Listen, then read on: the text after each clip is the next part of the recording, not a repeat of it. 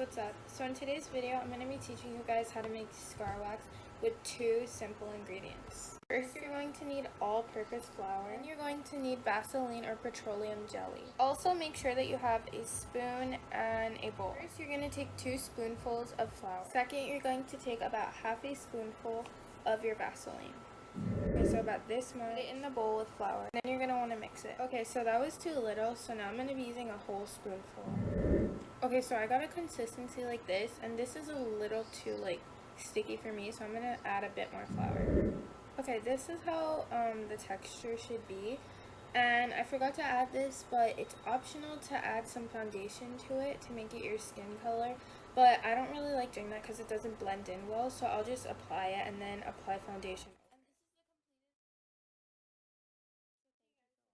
So since Halloween is in under a week, I thought I'd do a scary makeup look, including the scar wax that we made earlier. The materials would be scar wax, liquid latex, fake blood, foundation, concealer, eyebrow pencil and a brush, highlighter, a lip liner, a small brush, and last but not least, eyeliner. So first off, you're going to want to take some scar wax, a small amount, and put it on a plate. Okay, then you're going to want to put it on a desired spot on your face. Okay, so I made like a long scar on my face. Okay, so I'm going to be going in with a fork and making like a slice. You don't have to do this, I just find it easier. You can use your fingers, your fingernails to cut into it. Okay, so it should look a little something like this. I'm going to be putting some liquid latex on a plate. Okay, and I'm going to be taking the small brush and the liquid latex and put it over the cut.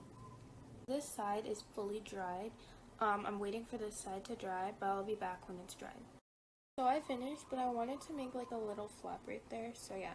So now I'm going to be taking some foundation and applying it on these cuts. I've decided to make another flap right there. Okay, so now that I'm finished, I'm going to be adding some blood. Okay, so you're going to want to add it to the corners where you made your cut. Okay, so mine came out like this, and now we're just going to add some makeup to it. I'm going to line my lips. Okay, next I'm going to put some concealer, highlighter, brows, and this is the completed look. So thank you for watching.